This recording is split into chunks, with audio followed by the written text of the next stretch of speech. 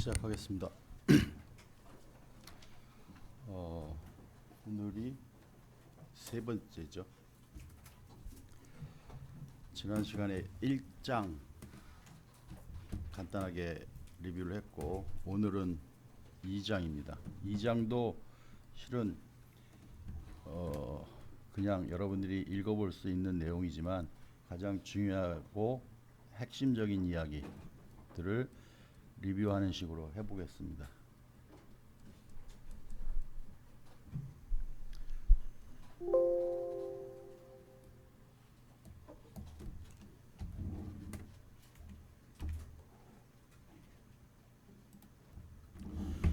네, 2장 타이틀은 요거는 극한이라고 하면 되고, 요거는 도함수 정도로 하겠습니다. 도자는 드라이브, 유도됐다는 뜻이에요.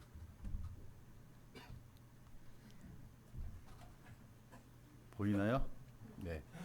2장 리미트 앤 데리버티브, 극한, 도함수. 극한이 왜 필요한지 이야기는 이미 소개를 했습니다. 그렇죠? 미분을 하려고 하면 미분을 왜 하는지도 이야기를 했고, 그러기 위해서는 극한의 개념이 필요해서 접선이라는 게 만들어져야 된다라고 했죠. 그래서 만약에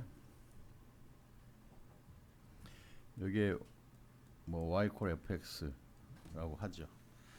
그러면 여기 P라는 점이 있고 여기 Q라는 점이 있어요. 둘 다 곡선 위에 있는 점이에요. 그러면 요 P하고 Q를 이어주면 직선이 생기는데 요 직선을 우리 뭐라고 하냐면 시컨트 라인이라고 그래요. 그럼 요것의 기울기 슬로프는 요거분의 요거죠. 그렇죠? 뭐 어떻게 써도 상관없는데 여기를 P 뭐 상관없어요. 요거는 슬로프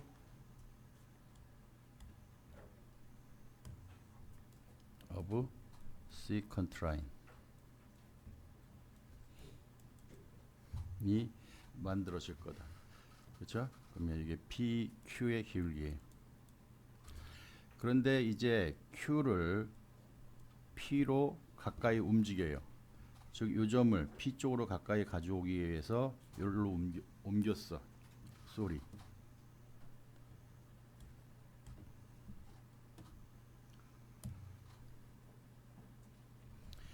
요 Q를 여기로 옮겼어요. 그러면 시컨트 라인이 변하죠. 그죠? 예. 그러면 요 PQ의 기울기 슬로프 그냥 S라고 쓸게요. 얘가 변할 거예요. 그렇죠? 그러면 Q를 P에 한없이 가까이 가져가면 직선이 시컨트 라인이 요런 파란 직선으로 한없이 가까이 가겠지. 요 파란 직선을 탄젠트 라인이라고 하는 거예요. 우리가 말하는 접선이라는 겁니다. 그러면 요것의 기울기는 슬로프라고 하지. 그러면 얘는 시컨트 라인의 슬로프 기울기인데 Q가 P로 가까이 갈 때라는 조건이 붙는 거예요. 그렇죠? 예. 요럴 때 극한의 개념이 필요하더라라는 겁니다. 다시 우리 접선이라는 게 필요한데 그 접선의 방정식을 구하려고 하면 직선이기 때문에 직선의 기울기가 필요해요. 그 직선의 기울기를 어떻게 구하느냐? 시컨트 라인의 극한으로 탄젠트 라인을 약속할 것이니까 기울기 또한 극한이라는 것으로 설명할 수밖에 없단 말이지. 그래서 극한이 필요하다. 그 다음에 우리 물리적으로 A 지점에서 B 지점으로 이동을 했어요. 물체가 이동 거리가 있고 그 다음에 시간이 있어. 이동한 시간. 그러면 속도라는 게 주어지죠. 평균 속도라 그래요. 그때 요 이동 거리를 최소로 줄여요. 즉 t를 제로로 가깝게 가져가자는 말이야. 그때를 순간 속도라고 하지. 그렇죠? 그래서 그런 곳에 리미트의 개념이 필요하기 때문에 우리는 리미트를 먼저 도입을 한다라는 말이에요. 자, 그런데 우리 책에 극한이라는 것을 정의하면서 그냥 극한의 직관적인 정의가 있고 그 다음에 극한의 엄밀한 정의라고 해서 두 가지로 구별했어요. 섹션 2.4 2.4절에 보면 극한의 엄밀한 정의라는 게 있어요. 그거는 수학을 전공하는 학생들이 하는 거기 때문에 스킵했어요. 아예 그 모든 우리 캘큘러스 1 실러버스에서 그건 빠져 있는 거예요. 그런데 내가 간단하게 소개는 할 것이고 관심 있는 사람은 그것도 분명히 고등학교 과정에서 하지 않았던 그다음에 엄밀한 수학적인 표현은 어떤지 정도는 살짝 맛보도록 설명을 해주긴 하겠습니다. 그 전에 일단 우리는 직관에 의존해서 하겠습니다. 자, 디파인하기를 기호로 LIM 하고 쓰는 것은 리미트에서 따온 거죠. 그 다음에 X 해주고 화살표는 approach to A 그래요. X approach to A fx 그러면 fx라는 함수의 x가 a로 갈 때의 극한값이 l이다 라고 하는 기호를 이렇게 써요. 요거를 말로 쓰면 지금 내가 말한 대로 x가 a에 한없이 가까이 갈 때 fx가 l에 한없이 가까이 간다. 그거를 영어로는 어떻게 수식으로는 수학에서는 어떻게 쓰냐면 fx approach to l as x approach to a 이렇게 표현해요. 그렇죠? 그러니까 요렇게 쓰는 것이나 이렇게 쓰는 것이나 마찬가지인데 우리는 이렇게 쓰지 않고 이제는 요런 기호로 요 의미를 쓰겠다라는 말이에요. 그러면 내가 지금 여러분들한테 직관이라고 했는데 요 커브가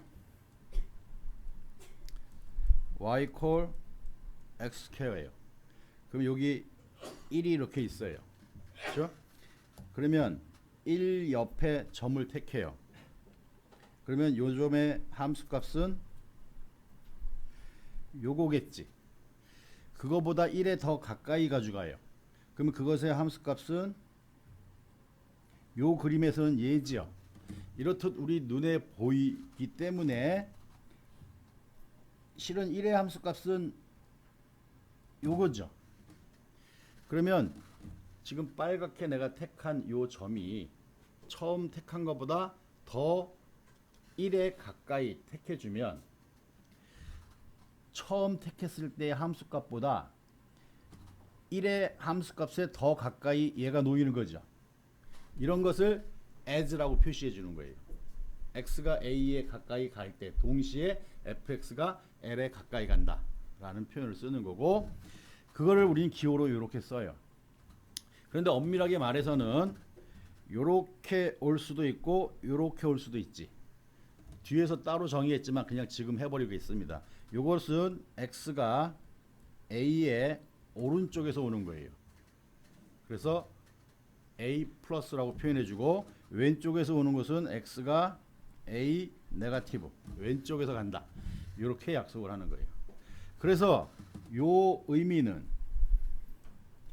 리미트 x가 a approach to right hand side is equal to l 리미트 x a 네거티브 fx equal a 이것을 동시에 만족한다는 뜻이에요. 요 속에는 요 두 개가 포함되어 있는 거예요. 그리고 그때 요 l을 리미트 또는 극한값 우리말로 이렇게 쓰는 거예요. 여기에서 x가 a에 한없이 가까이 간다라고 했으니까 x가 a라는 것은 고려하지 않아요. x값이 a인 것에는 관심 없어요. A에서는 함수값이 정의되지 않아도 되고 돼 있어도 상관없고 우린 계산하지는 않을 거야. 요 의미는 알았죠? 예. 그러면 우리가 직관이라고 하면 이제 그래프를 안다라고 하면 어디로 x 값이 가면 이 값이 어디로 가겠구나 이 정도로 하겠다는 뜻이에요. 맞죠? 그런데 수학이 명확하지 않으면 살짝 깨림직하지. 예? 예. 그래서 수학자들이 그렇게 직관에 의존하지 않고 더 엄밀하게 표현을 하고 싶은 거예요. 그래서 그 엄밀한 표현이 내가 말했던 2.4절의 극한의 엄밀한 정의라는 거예요. 지금 내가 이미 설명을 하긴 했어요. 근데 그것을 수식으로 표현해야 돼요. 다시 요 이야기는 x가 a에 한없이 가까이 가면 fx가 l에 한없이 가까이 간다죠. 가까이 간다라는 개념은 상대적인 개념이에요. 맞아요? 그렇기 때문에 상대적인 개념이면 비교의 상대가 있어야 되지. 그렇죠?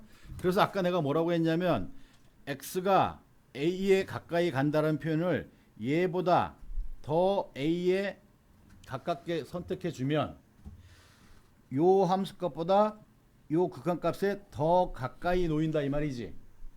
이걸 어떻게 표현하냐면 for any positive epsilon there exists positive delta such that x minus a delta imply fx minus l less than epsilon 이렇게 써주는 거예요. 이게 무슨 말이냐면 이제 뭐 이렇게 있어. 여기가 A예요. 그러면 얘가 L이겠지. 직관적으로 이렇게 보이잖아. 그러면 이것을 우리 어떻게 설명하겠다라는 말이냐면 L을 포함하는 요런 조그만 구간을 잡아요. 그때 요 길이를 입실론이라고 할 거예요. 그리스 문자 수학에서 작은 양의 수를 표현할 때 보통 입실론이라는 기호를 씁니다. 그런 양의 입실론을 하나 선택하는 순간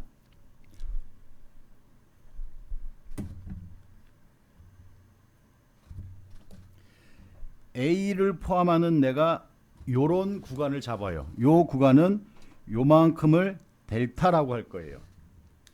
그러면 여기에 있는 모든 x들의 함수값은 요 빨간 안에 다 들어오죠. 입실론을 어떻게 택하든지 간에 그럼 입실론을 더 줄여요. 그러면 a를 포함하는 더 작은 구간을 잡을 수 있어 그 안으로 쏙 다 들어오게 할 수 있단 말이지. 그게 동시에 가까이 가고 있는 거예요. 이게 수학적 표현이에요. 이게 무슨 뜻이야? x가 어디 있단 말이야? a의 왼쪽으로 델타만큼 오른쪽으로 델타만큼 요 구간이지. 절대치 x-a가 델타보다 작다라는 말은 x하고 a 사이의 거리가 델타보다 작다잖아. 그죠? 그러니까 x에서 a까지의 거리가 델타보다 작으니까 요 파란 빗금친 부분 안에 있는 x란 말이지. 그 x들은 요 식을 만족시켜 준단 말이에요. 요건 뭐야? fx 값하고 l 값하고의 차이가 20km보다 작단 말이지. 요게 l이잖아. 그 L로부터 아래 위로 입실론만큼 떨어진 그 내에 다 놓인다는 말이야. 내가 표현한 그것을 수식으로 쓴 거예요. 자, 그러면 이 정도 한번 해볼까?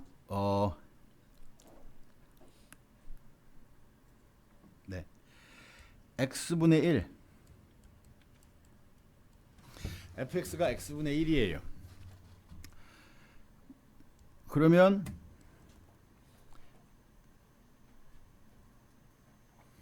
그림이 이렇게 생기죠. 맞나요? 그럼 여기 1이 있어요. 그럼 여기가 1이겠지. 그럼 x가 1로 가면 x분의 1은 1로 가지. 그게 지금 직관적인 표현이야. 그런데 요 엄밀한 정의로 보자라고 하면 내가 1을 중심으로 아래 위에 100분의 1씩을 택할 거야. 1보다 100분의 1 크게, 1보다 100분의 1 작게. 그러면 여기에다가 더 작은 구간을 잡아서 요 안에 있는 놈들을 전부 다 이 안으로 보낼 수 있죠. 항상. 그래서 얘는 극한값이 1인 거예요. 그게 극한의 엄밀한 정의야. 그러니까 여기까지. 더 깊이 들어가고 싶으면 이제 2.4절을 자세히 읽어보고 공부하다가 관심이 있으면 나중에 질문하면 내가 뭐 기회 되면 설명해 주든지 뭐 그렇게 하겠습니다.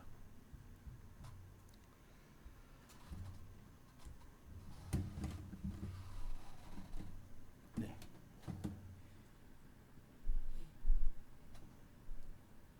여기 A가 이렇게 있어요. fx에 대해서 그림이 이런 형식으로 표현될 수도 있어요. 그런데 어떤 경우는 여기 이렇게 구멍이 뚫릴 수도 있죠. 그러면서 함수값은 구멍이 뚫려 있으면서 함수값은 여기가 될 수도 있지. 그렇죠? 이런 경우는 이어져 있죠. 여기는 구멍이 뚫려 있죠. 여기도 구멍이 뚫려져 있지. 그렇지? 이런 것은 연속 이어져 있지 않다라고 하고 요 놈은 이어져 있다라고 해요. 그래서 뒤에 정의하지만 지금 끄집어 오면 리미트 x가 a로 갈 때 fx가 fa하고 같으면 a에서의 함수값이 극한값이 돼야 돼. 지금 요거는 함수값하고 극한값하고 같은 거지. 요거는 함수값이 없죠. 요거는 함수값하고 극한값이 둘 다 있는데 다르지. 그래서 요게 아닌 게 요거 아니면 요거지. 요런 것은 이어져 있지 않잖아. 그러니까 요렇게 되는 것은 이어져 있다. 연속이라고 약속하겠단 말이야. 그래서 요것이 fx is continuous at a 이렇게 쓸 거예요. 알았죠? 그러면 어떤 도메인이 있어요. 도메인에 있는 모든 원소에 대해서 컨티뉴어스 하면 그 도메인에서 주어진 함수는 컨티뉴어스 하다. 요거는 지금 at 포인트야. A라는 포인트에서 연속이다. 그런데 모든 점에서 연속이면 그 함수는 도메인 내에서 또는 인터벌에서 연속이다. 이런 표현을 쓰겠다는 말이에요. 됐죠? 자, 다 알고 있지만 예를 들어서 x가 1로 어프로치 할 때 x 스퀘어 x 마이너스 1 했어요. 이것의 리미트를 구해라 라고 했어요. 그러면 직관에 의하면 요 밑에 게 어디로 가요? 0으로 가잖아. 위에 게 어디로 가? 0으로 가지. 우리가 x제곱 마이너스 1이라는 함수도 알고 x 마이너스 1이라는 함수도 아니까 직관에 의존해서 해보잔 말이야. 요것을 입실론 델타를 만들어내려고 하면 굉장히 복잡해요. 그런데 하여간 이렇게 했는데 그때 요게 0으로 가고 요게 0으로 갈 뿐이지 얘가 뭔지는 아직 모르는 거예요. 이런 것을 부정형이라 그래요. 그렇죠? 그런데 실제로 얘는 x가 1에 가까이 가기 때문에 x-1은 0이 아니에요. 맞나요? 그래서 얘는 뭐하고 동치냐면 요거하고 동치인 거예요. 그렇죠? 그래서 얘는 2분의 1이 되는 거지. 이렇듯 우리는 직관에 의존해서 극한값을 계산해라 라고 하면 계산 값을 집어넣어서 계산해 주면 돼. 우리가 알고 있는 수준 함수에서. 그런데 문제는 부정형일 때가 문제야. 근데 부정형일 때는 적당히 변형을 해서 부정형이 아니게끔 우리가 계산 가능한 폼으로 바꿔줘야 돼요. 그런데 문제의 형태마다 다 각각 틀려요. 어떤 것은 어떻게, 어떤 것은 어떻게 다양하게 계산해주는 방법들이 틀리니까 하나의 파워풀한 툴이 필요해요. 그 파워풀한 툴은 마지막에 미분의 응용에서 나올 거예요. 일단 하여간 우린 요런 예가 주어지면 x가 a에 어프로치 한다는 말은 x가 a라는 말은 아니니까 x-a가 0은 아니니까 얼마든지 수식에서 걔네들은 0 아닌 수니까 아래 위에 같이 없앨 수도 있다는 말이지. 그렇죠? 그런데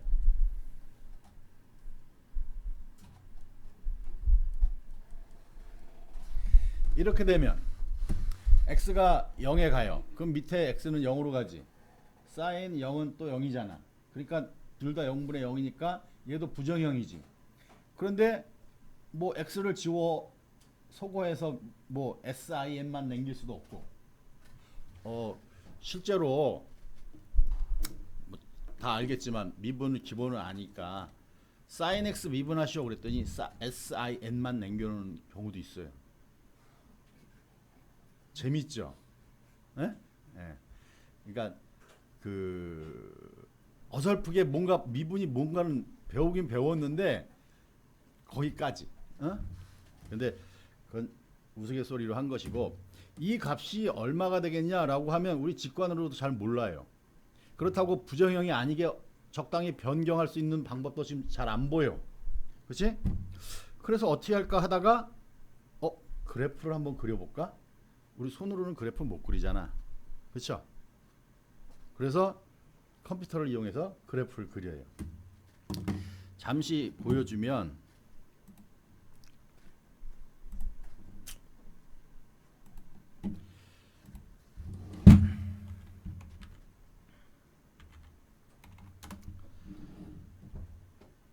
SAGE Sage Cell 서버라고 해요. 얘는 온라인에서 수학을 계산할 수 있는 오픈된 소스예요. 소프트웨어예요. 클릭을 해요. 그럼 이렇게 떠요. 그럼 여기다가 입력을 해주고 evaluate 눌러주면 계산이 돼요. 그것은 요새 챗 GTP도 있고 구글에 검색을 해도 되고, 내가 극한을 계산하고 싶다라고 하면 극한을 계산하는 세이지 코드를 알려줘 라고 하면 코드를 줘요. 그럼 그거 복사해서 붙여놓고 내가 필요한 함수만 변경해주면 충분히 계산할 수 있습니다. 하여간 아마 이렇게 하면 될 거예요. 리미트 그 다음에 sin x over x. 지금 내가 x분의 sin x의 극한을 생각하고 싶었잖아. 그러면서 요거 해주고 x equal 0. 그러면 x가 제로로 어프로치 할 때 리미트란 뜻이에요. 그럼 요거를 이벨루에이트 해봐라. 오, 안 나온다. 여기 나왔죠. 1이라고. 보이나요? 예. 이렇게 극한을 계산하는 방법도 있는데 지금 얘는 왜 이렇게 되는지 과정을 우리 모르는 거잖아. 그렇죠? 그래서 플롯 하면 그래프를 그리겠다란 말이에요. 그렇죠? x분의 sin x의 그래프를 그리겠다란 말이에요. x를 마이너스 2파이 to 파이. 원주율 파이는 소문자 pi라고 입력이 돼요. 다시 컴퓨터에 입력할 때는 텍스트 모드로 입력을 하죠. 그렇죠? 우리가 쓰고 있는 수식으로 쓰는 게 아니란 말이야. 그래서 얘는 텍스트에는 이 자판에는 원주율 파이 기호가 없잖아. 그래서 소문자 pi라고 넣어주는 거예요. 대문자 pi하고 소문자 pi하고 구별해요. 대문자 pi는 파이 그 그리스 문자를 뜻, 그냥 문자를 뜻하는 거야. 하여간 2 곱하기 파이란 말이야. 2파이. 그럼 2 곱하기 파이지. 그래서 마이너스 2파이에서 2파이 사이에서 x의 범위를 요것의 그림을 그림을 그려 달라라고 한 거예요. 그러면 요렇게 그림을 그려주는 거야. 알았죠? 그러면 우리가 0으로 갈 때 극한값이잖아. 1이 되겠네. 맞나요? 예. 그렇게 예측할 수 있고, 여러분들은 그 정도 수준이기만 하면 되는 거야. 아까도 말했지만 경우에 따라서 다 달라요. 부정형임에도 불구하고 경우에 따라서 계산하는 방법이 다 다른데, 걔네들을 따로따로 다 하려고 하면 너무 방대해지는데, 그래서 그런 불편을 없애기 위해서 미분의 응용인 로피탈 법칙이라는 것을 이용해서 극한값을, 부정형의 극한값을 쉽게 배우는 미분의 응용에서 할 겁니다.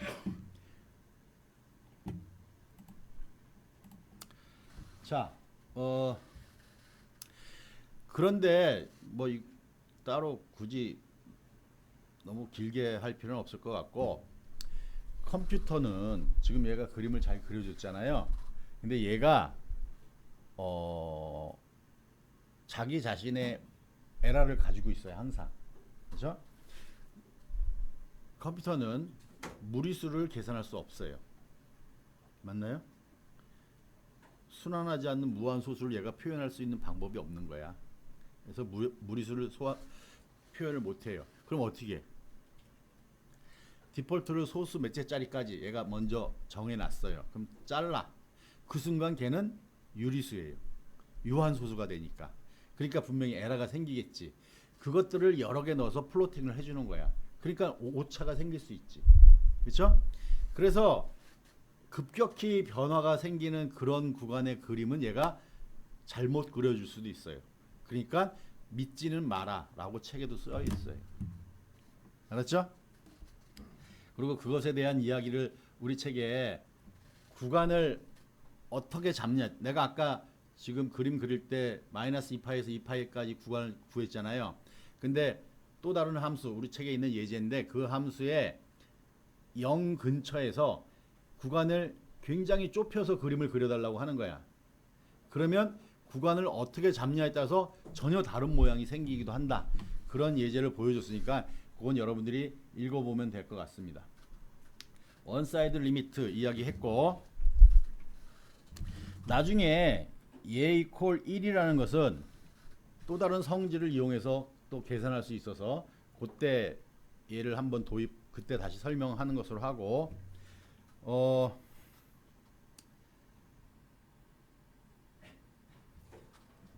define 하기를 limit x approach to a fx is equal to infinity.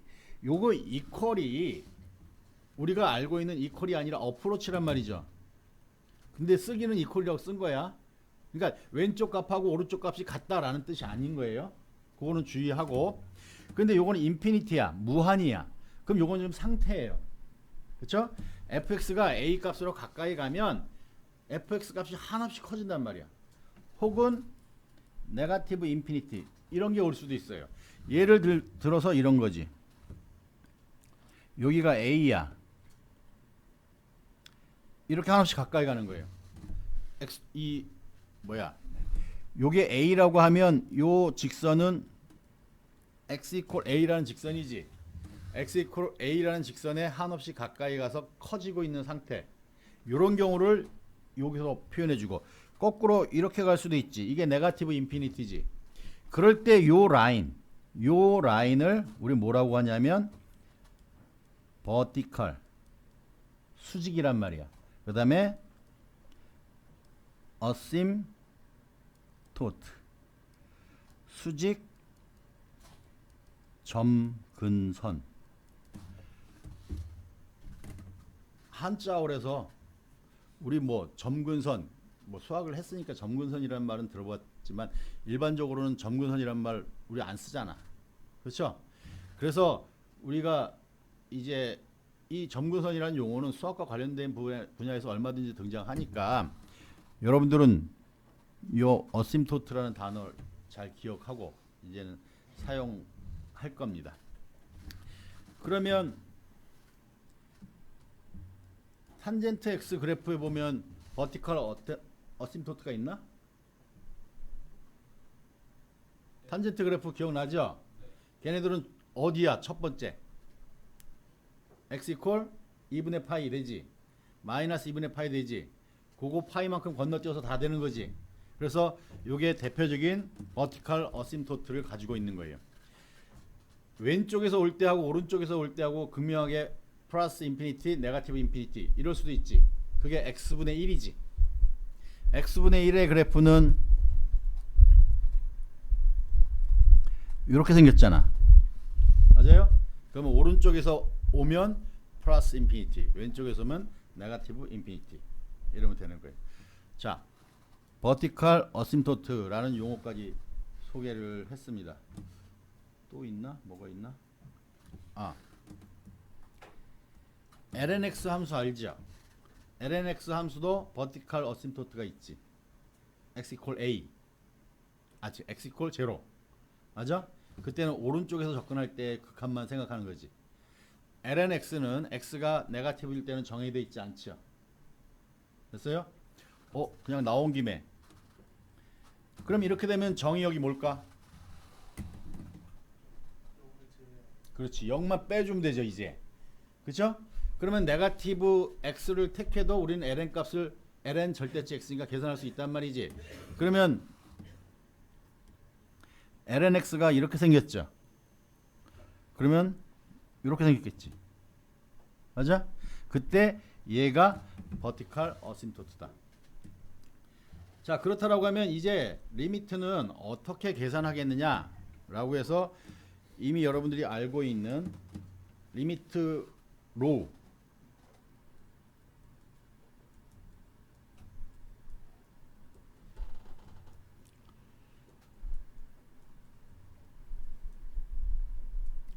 우리 기본 함수들이 있으면 그 기본 함수들을 가지고 새로운 함수들을 만들어요.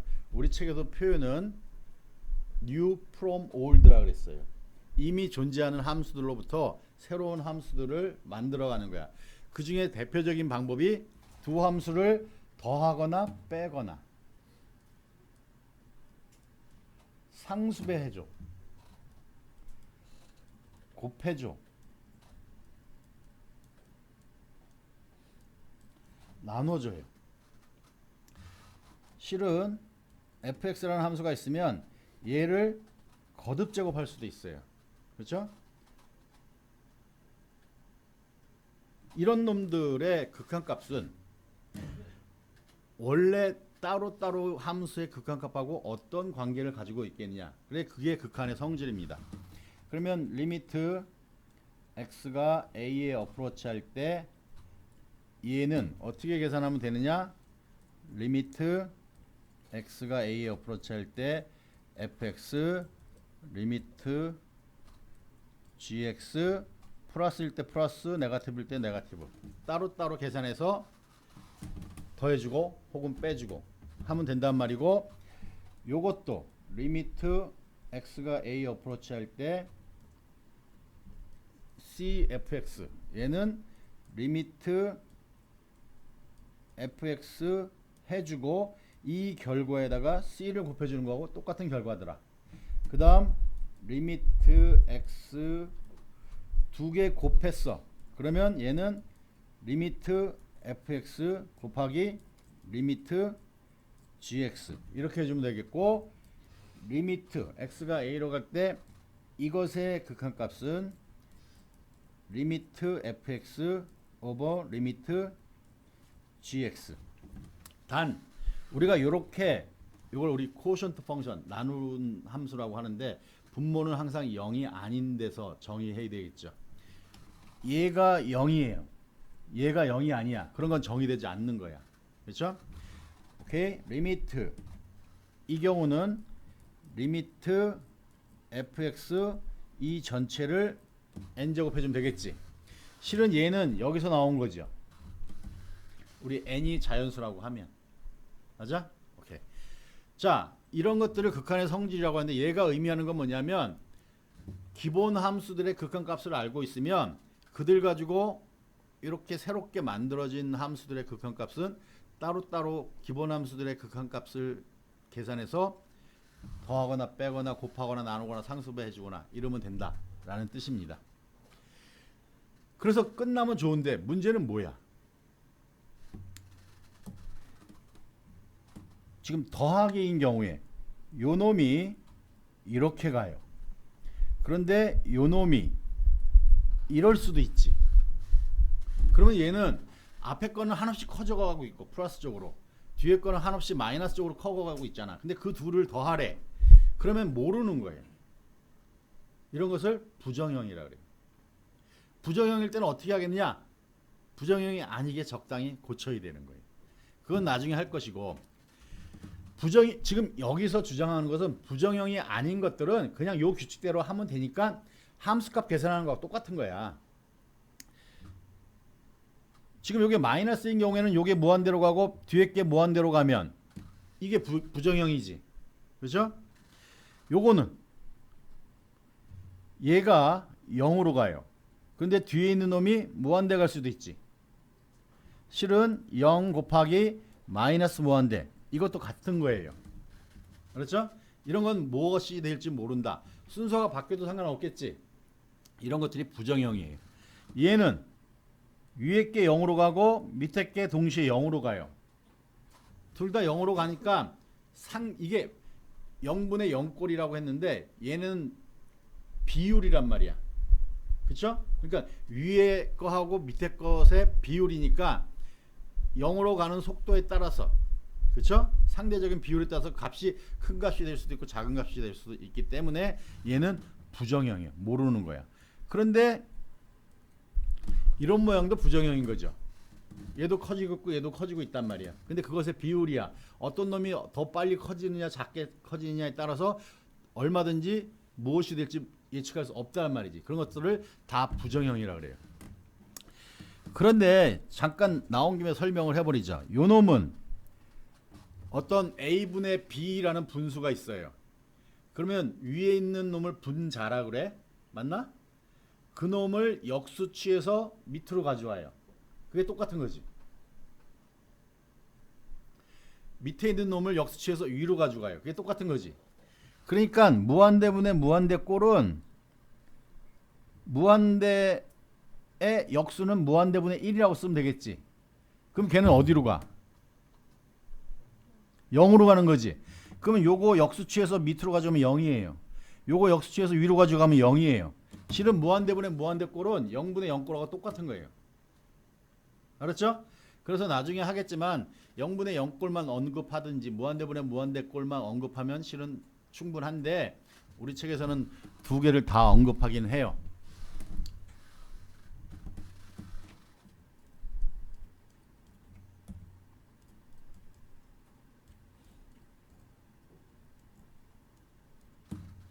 C는 콘스탄트 펑션이란 뜻이에요. 얘의 극한값은 얼마예요? C죠. 직관에 의하면 C예요. 그런데 혹시 이해됐나를 물어보기 위해서 요게 C예요. 여기가 A야. 그러면 이렇게 입실론을 잡을 거예요. 그러면 여기다가 델타를 얼마라고 잡으면 요 놈의 함수값들은 다 요 안에 놓일까? 이 구간을 얼마로 잡으면 돼요? 아까 말한 대어 exist거든요. 아무거나 하나만 있으면 되는 거야. 그러면 내가 여기를 100분의 1이라고 잡을 거야.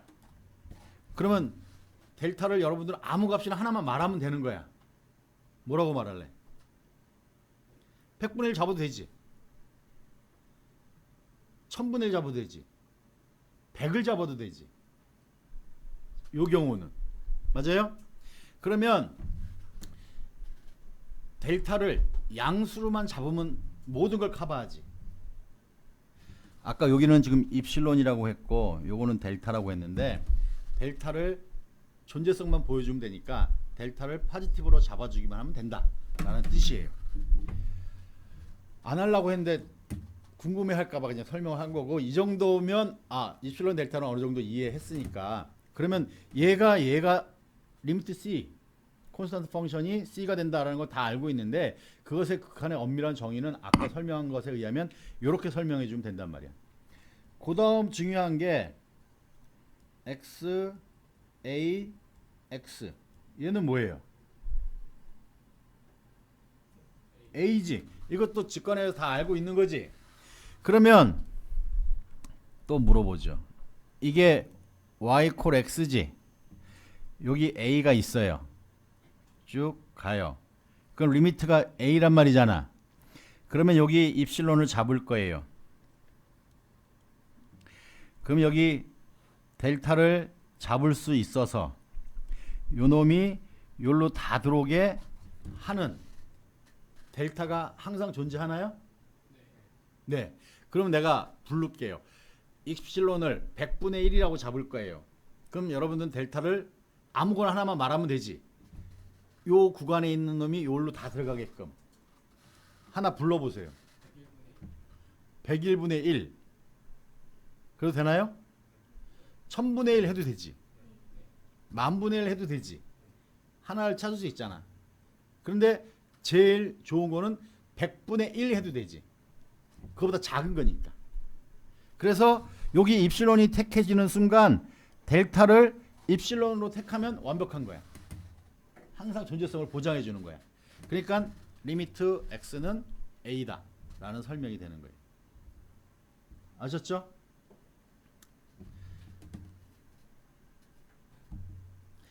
지금 추가로 뭐 우리 책에 리미트 x가 a로 갈 때 fx에 요렇게 썼어요. 요거 n승근이라고 하는데 nth 루트 n번째 근, 그죠? nth 루트 of fx라고 불러요. 얘는 실은 fx의 얘인 거지. 예. 얘는 리미트 x a fx에 얘하고 같다. 얘는 그래서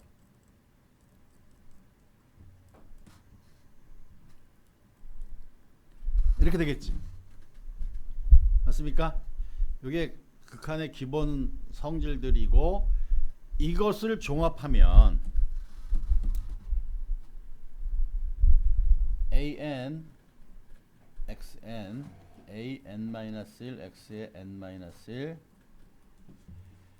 a1x 플러스 a0 이런 것을 폴리노미알이라 그래요. 다항식. 그렇죠? 그러면 리미트 x가 b로 갈 때 요 px는 앞에 성질에 의해서 더한 것은 따로따로, 그렇지? 그 다음에 상수배되어 있는 건 앞으로 뽑아내지. 거듭 제곱되어 있는 것은 구해서 제곱만 해주면 되는 거지. 그러니까 얘는 an b의 n승 an-1 b의 n-1 a1 b 플러스 a0 이렇게 해주면 되겠더라 라는 말이에요. 근데 얘가 뭐예요? p of b지. 그러면 얘는 아까 리미트 값이 함수 값하고 같은 거지. 그러니까 얘가 컨티뉴어스란 말이에요. 그래서 모든 폴리노미알은 컨티뉴어스 펑션이에요. 됐습니까? 오케이. 다음 이야기는 시어럼이라는 게 뭐죠? 우리말로 할 때는 정리라고 해요. 그것도 우리말이 아니지, 한자어지. 그렇지? 정할 정자 쓰고 맞나? 그다음에 이칠 이자 쓰고 뭐 그럴 거예요. 한자어로. 평소에는 잘 쓰지 않는데 그냥 시어럼이라고 기억을 하고 얘는 유용한 참인 명제예요. 명제는 뭐야? 참 거짓을 논할 수 있는 스테이트먼트야. 알았죠? 그러면 이제 명제들은 얼마든지 있을 수 있지. 그 중에서 false인 것들은 관심 없지. true인 것들이. 그런데 true인 것 중에서도 별로 유용하지 않아. 그런 거는 싫어. 관심 없어. 유용한 거. 유용하다는 말은 무슨 말이야? 다른 데 써먹을 수 있단 말이야. 그것을. 그렇죠? 그런 것을 수학에서 시어럼이라고 해요. 그렇죠? 그래서 첫 번째 등장하는 시어럼이 이런 겁니다. fx라는 함수하고 gx라는 함수가 이렇게 돼 있어요. x. 자, 요거는 any x예요. 모든 x란 말이야. any x in 요것도 그냥 써봅시다. 요거는 뭐냐 하면 epsilon neighborhood of a예요. 말을 하니까 뭔가 보여요? 입실론 네이버후드 오브 A, A의 입실론 근방. 그러면 A 마이너스 입실론 A 플러스 입실론 이러면 되지. 이거를 수학에서 이렇게 기호로 써요. 네이버후드 해서 n 따라오는 것이고, 그죠? 그러면 원래 이제 이건 안 쓸 거였지. 근데 지금 처음이가 보여줬고, A 근처에 있는 모든 x에 대해서 얘가 성립한다라고 가정을 하면 imply 하기를 limit x approach to a fx 하고 limit a gx 하고 비교해주면 이놈이 항상 크거나 같겠더라. 그죠? 당연한 이야기이지. 여기서 이어서 fx, gx, hx, any x in epsilon neighborhood of a imply and limit x a fx is equal to L is equal to limit x a hx 라고 가정을 하자. 그러면 limit x a gx는 똑같이 L이 되더라. 얘를 보통 스퀴즈 시어럼이라 그래요. 스퀴즈가 짜내는 거예요. 조이는 거. 네? 그래서 요놈이 똑같은 극한값을 가지면 그 사이에 끼어있는 놈은 어디 갈 수 없잖아. 그게 여기서부터 나온 거예요. 크거나 같고 작거나 같고 해서 같아진다는 뜻이야. 이건 무슨 의미냐면 나는 궁극적으로 이것의 극한값을 구하고 싶은데 얘는 도통 모르겠어. 근데 이것의 비교의 대상으로 얘도 찾고 얘도 찾아서 이놈들의 극한값은 알겠어. 우연히 얘네들이 둘이 극한값이 같아. 그러면 이것의 극한값을 찾았다라고 하겠다는 뜻이지. 그죠? 그래서 리미트 x가 제로로 갈 때 x제곱 사인 x분의 1 이것의 극한값은 어떻게 되겠냐라는 말이에요. 그렇죠? 그러면 다시 얘는 x제곱이라는 함수하고 사인 x분의 1이 곱했다라고도 볼 수 있지. 맞아요? 그럼 x제곱은 어디로 가? 0으로 가죠. 사인 x분의 1은 어디로 가요?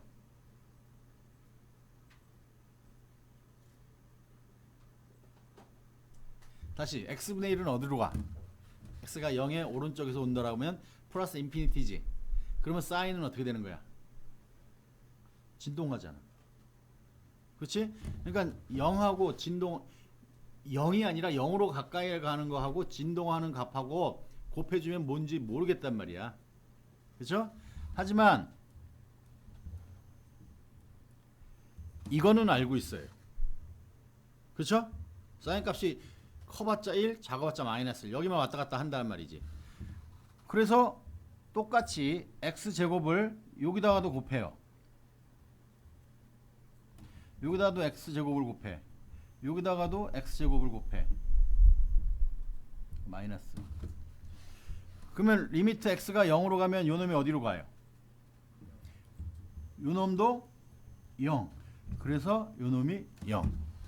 이렇게 스페셜하게 요 테크닉을 이용해서 계산되지 않는 것의 극한값을 계산할 수도 있다.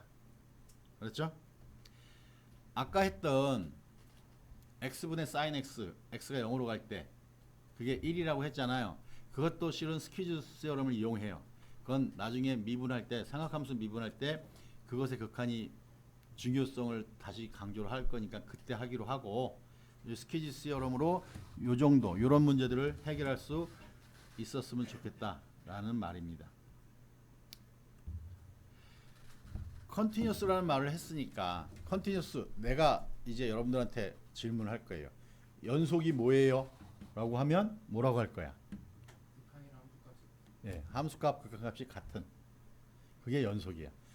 연속의 의미는 이어져 있다는 말이지 이어져 있다라는 말이 함수값이 극한값하고 같다는 뜻인 거예요. 수학적 표현인 거야. 알았죠? 그래서 연속이 뭐예요? 이어져 있는 거. 그러지 말고 함수값하고 극한값이 같은 거. 이렇게 이해하고 그렇게 답을 해주기 바랍니다. 그러면 f라는 함수하고 g라는 함수가 있어요. 얘가 둘 다 연속이야. a에서. 그러면 f하고 g를 더한 함수도 연속이죠. 왜? 왜?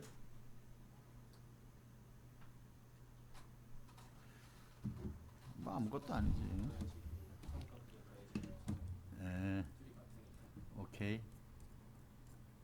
다 알고 있는데 말이 좀 길잖아. 그치? 그래서 선뜻 한마디로 잘 안 나와서 그런 거지. 이놈은 성질에 의해서 이건 극한의 성질이야.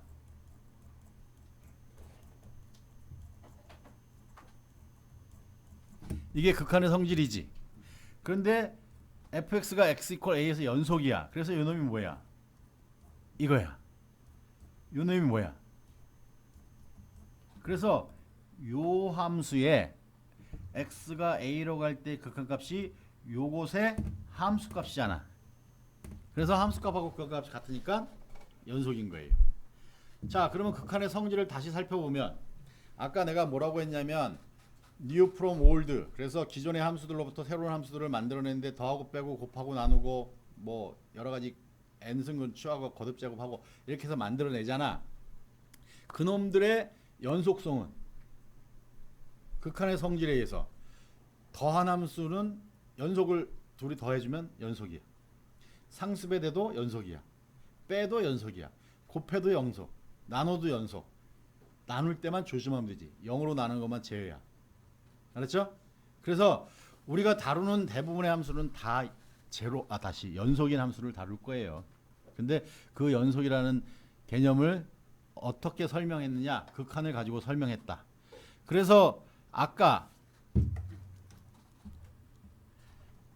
폴리노미알은 연속이라고 했잖아. 그렇죠? 그건 극한의 성질에 의해서, 그 다음에 연속의 정의에 의해서. 그래서 폴리노미알은 연속이다.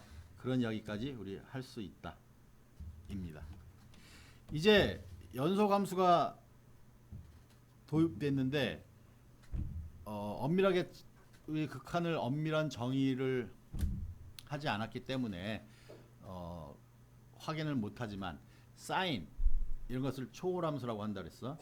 삼각함수, 지수함수, 로그함수, 얘네들 다 연속함수들이에요. 우리가 다루는 함수들은 다 연속함수다. 그렇게만 이해를 하면 될 것 같습니다. 삼각함수 했으니까 인버스 트리고노메트릭 펑션 있었죠. 역삼각함수. 걔네들도 연속이지. 자, 삼각함수가 그래프가 이어져 있잖아. y 콜 x의 대칭이죠. 그래도 이어져 있잖아. 연속인 거지, 같이. 그치? 그렇게 물 흐르듯이 이해를 했으면 좋겠습니다. 또 요런 이야기가 있습니다. f가 continuous at b예요. 그 다음에 리미트 x가 a에 어프로치 할 때 gx가 b예요. 이런 두 가지 조건이 있으면 리미트 x가 a에 어프로치 할 때 g of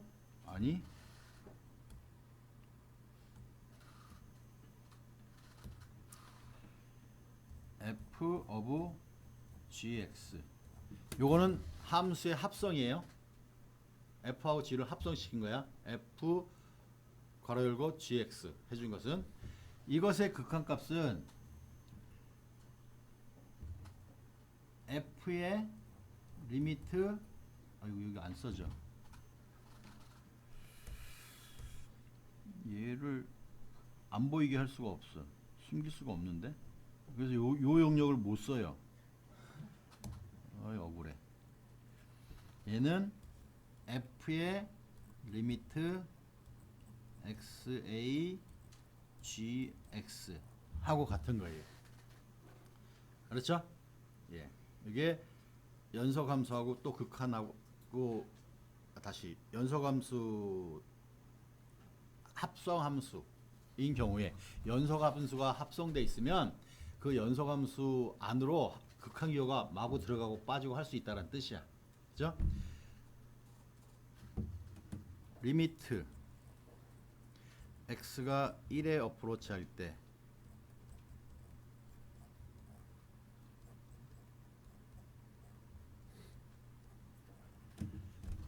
인버스 사인, 얘를 아크 사인이라고 한다 그랬지.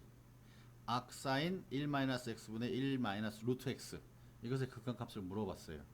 그러면 아크 사인도 연속이라고 했지. 그러면 얘는 아크 사인 리미트 x 어프로치 투 1 루트 x 1-x 이러면 되는 거예요. 요거는 극한값이 얼마예요? 2분의 1. 금방 암산 되나요? 1 플러스 루트 x를 아래 위에다 곱해주는 거지. 그렇지? 그러면 1-x 나누고 나면 1 플러스 루트 x분의 1이니까 2분의 1이지. 그러니까 요거는 아크사인 2분의 1이란 말이야. 아크사인 2분의 1이 얼마? 6분의 파인가요? 맞아? 사인 몇 도가 2분의 1이냐? 이렇게 물어본 거지. 오케이.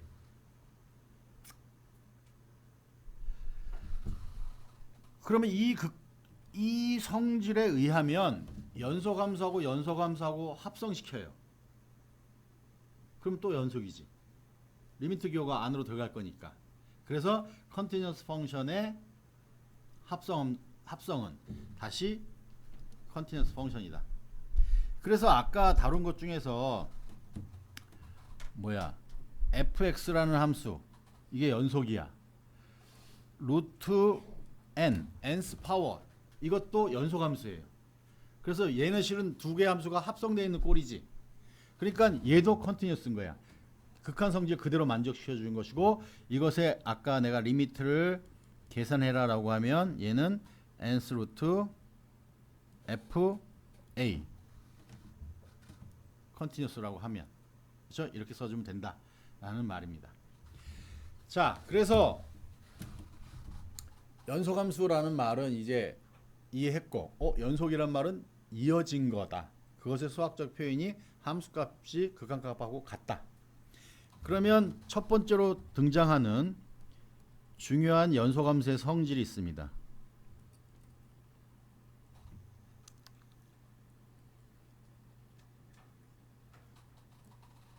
이게 연속함수예요. 이게 A예요. 이게 B예요. 그러면 여기서 시작해서 하여간 여기까지 이어져서 갔다 라는 말은 다시 어떻게 설명할 수 있냐면, 요게 FA예요. 요게 FB예요. 그러면 FA하고 FB가 다르면 그 사이에는 intermediate value라는 것을 얼마든지 선택할 수 있지. 중간값이라 그래요. 그렇죠? 그래서 여기를 하나 택해. 뭐라고? n이라고. 그러면 수평선을 그려요. 그럼 무조건 만나야 된단 말이지.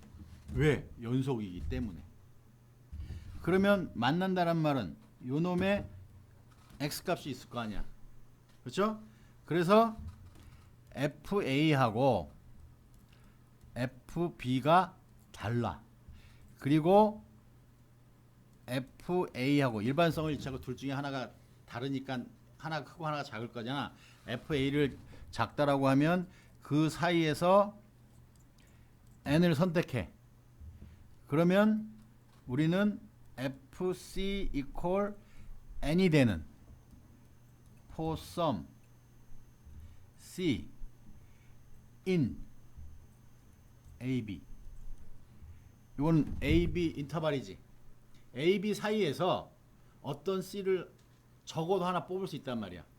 FC equal n이 되는, 이것을 intermediate value theorem, 중간값 정리. 됐죠? 그러면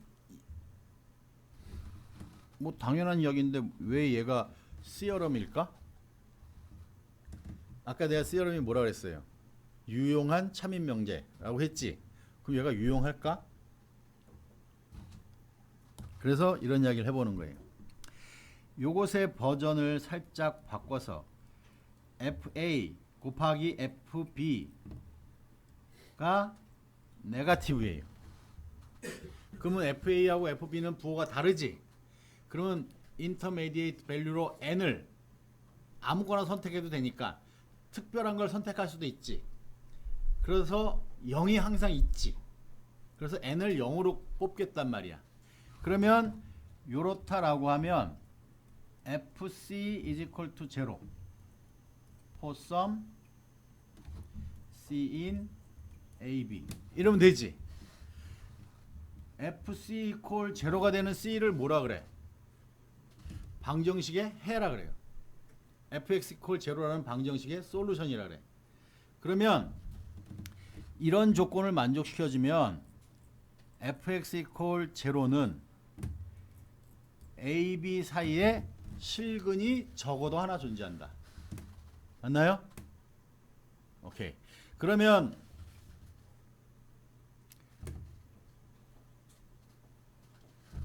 이렇게 해요.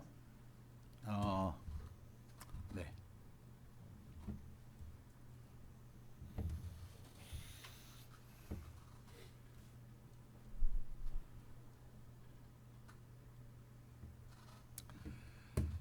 여기에 x제곱 마이너스 2예요.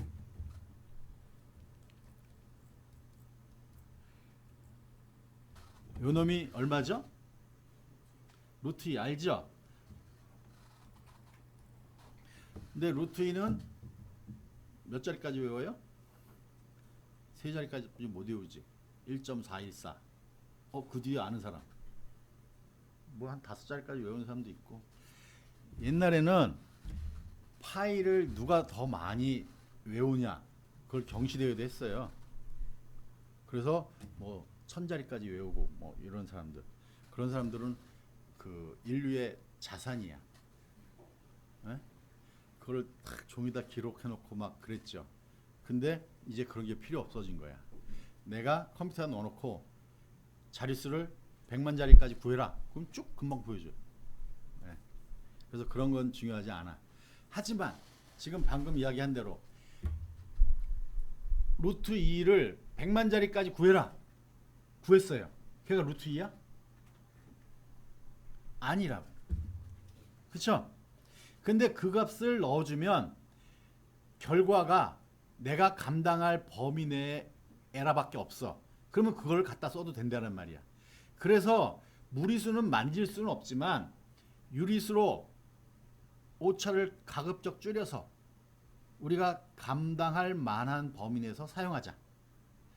그것들을 미적분학에서 어떻게 이론적으로 정립해 가겠느냐, 그런 이야기를 앞으로 할 겁니다. 그래서 우리가 필요한 건 뭘까? 그래서 100만짜리까지 컴퓨터는 계산한대요. 컴퓨터가 계산한다는 말은 우리도 계산할 수 있다란 말이야. 우리는 시간이 많이 필요할 뿐이지. 100만짜리까지 계산해라라고 하면, 손으로 한다라고 하면 대를 물려서 해도 못해요. 그렇지? 그런데 우리는 알고리즘을 알고 있고 그 알고리즘을 넣어주니까 컴퓨터가 슉 해버리잖아. 컴퓨터는 그렇게 쓰는 거예요. 그렇죠? 컴퓨터에 거꾸로 지배다 당하면 안 되고, 우리가 컴퓨터를 지배를 해야지. 그래서 우리가 너는 이렇게 계산해 라고 알고리즘을 짜주는 게 우리 인간이 할 일이고, 수학에서 이런 계산을 할 때 루트 2에 내가 자릿수 100만짜리 1000만짜리 막 구하고 싶어. 컴퓨터만 속도만 좋으면 얘가 계산을 해. 그러면 얘가 어떤 식으로 계산을 할 것인지 그 알고리즘을 만들어주는 게 중요하다는 말이지. 그때 우린 뭘 쓰냐면 바이젝션 메소드라 그래요. 바이젝션이 뭐야? 둘로 자른단 말이야. 이분법 그래요. 그래서 우리말로 할 때 둘로 나눈다. 그러면 루트 2가 얼마인지 몰라. 그럼 그러면 이 근처에 왼쪽에 1이라는 수를 잡아요. 오른쪽에 2라는 수를 잡아요. 그리고 요 놈을 F라고 했지. 그러면 F1, F2는 네거티브예요. 맞나요? 그러면 지금 방금 한 이야기에 의하면 1과 2 사이에 루트 2가 있단 말이지. 오케이. 그러면 1과 2의 절반은 뭐가 돼? 2분의 3이잖아.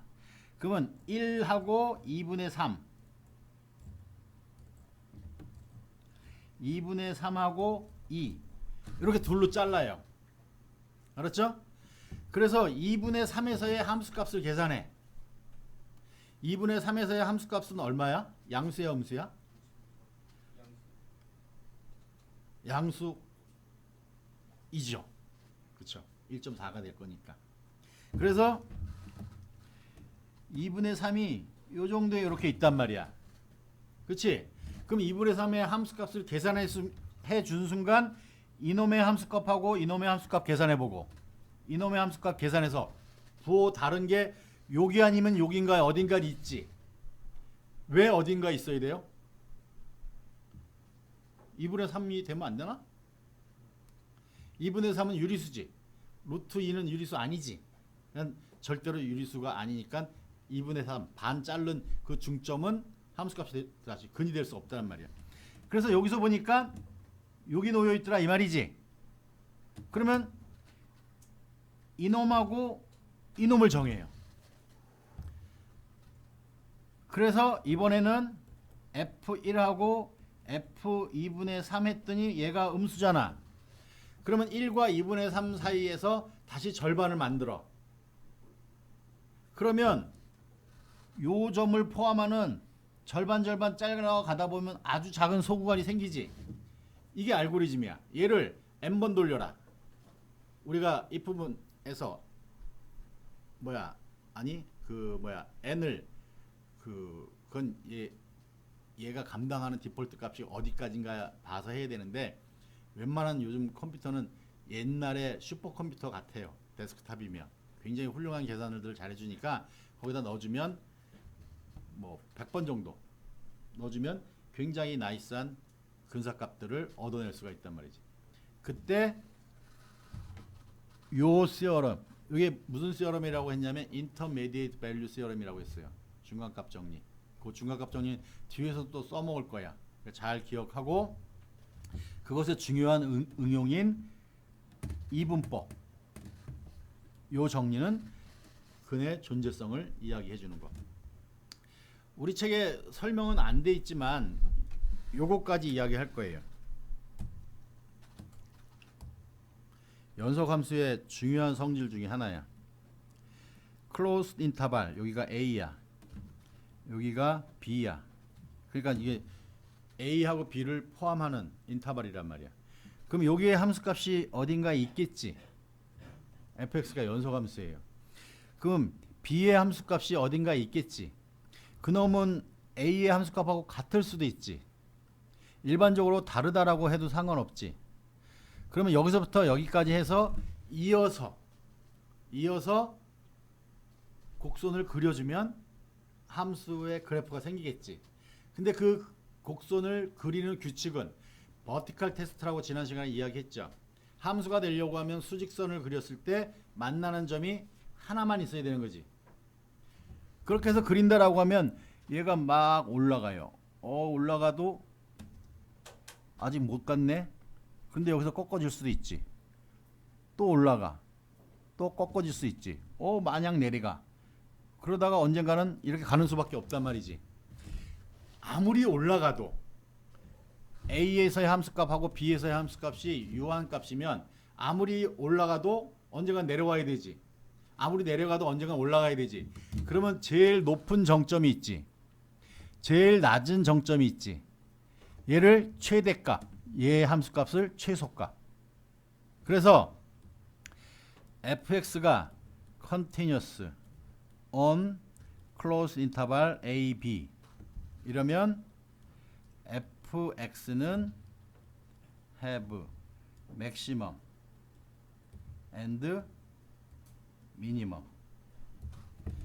이걸 글로벌이라는 말을 쓰기도 하는데 전체에서 제일 크단 말이야. 로컬 그런 극값이라고 하지. 이제 이거는 최대 최소. 이거를 최대 최소 정리라 그래. 연소함수의 특징이에요. 그렇죠? 연소함수 정의했고 이미 다 알고 있는데 연소함수에서 제일 중요한 개념은 방금 이야기했던 요 최대 최소 정리하고 중간값 정리. 걔네들을 앞으로 쓸 겁니다. 지금 그래서 우리 책에 2.5절까지 이야기들을 간략하게 요약을 했습니다. 뭐 간략하게 요약했다고 했는데 내가 다 한 것 같아. 2.4절 이야기도 살짝 언급을 했으니까. 그렇죠? 그런데 시험 범위에서는 2.4절은 물어보지 않으니까 신경 안 써도 되고. 그렇죠? 지금 시간이 10분입니다. 11분 됐는데 힘드니까 그냥 30분에 2차시 시작하겠습니다.